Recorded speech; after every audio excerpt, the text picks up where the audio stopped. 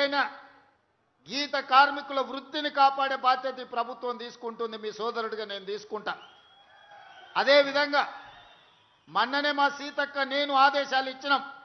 నేత కార్మికులు, గీత కార్మికులు రాష్ట్రంలో ఎంతమంది ఉన్నా అందరికీ పెన్షన్లు ఇవ్వమని చెప్పినా, మా యువకులు ఇక్కడికి వచ్చిన మా యువమిత్రులు గౌడ సోదరులకు గ్రామాలలో అర్హత కలిగిన ప్రతి గౌడుకు పెన్షన్ ఇప్పించండి. రాష్ట్ర ప్రభుత్వం నేత కార్మికులకు, గీత కార్మికులకు 100% సాచురేషన్ మోడ్లో మీకు పెన్షన్లు ఇచ్చే బాధ్యత నాది. అదేవిధంగా ప్రభుత్వ పొలాలు ఎక్కడున్నా ఈత చెట్లు, తాటి చెట్లు నాటండి. నేను ఉత్తమ్ కుమార్ రెడ్డి గారితో కూడా మాట్లాడతా. మహేష్ గౌడ్ గారికి అత్యంత సన్నిహితుడు. కేసీఆర్ ముఖ్యమంత్రి అయితే హరీష్ రావు, తారక రామారావు ఇద్దరు మంత్రులు అయిన.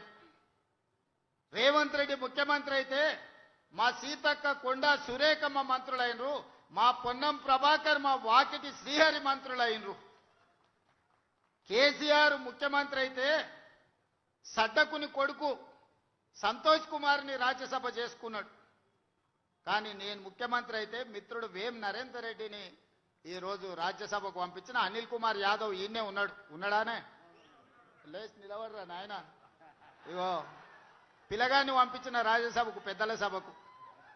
నేను ముఖ్యమంత్రి అయితే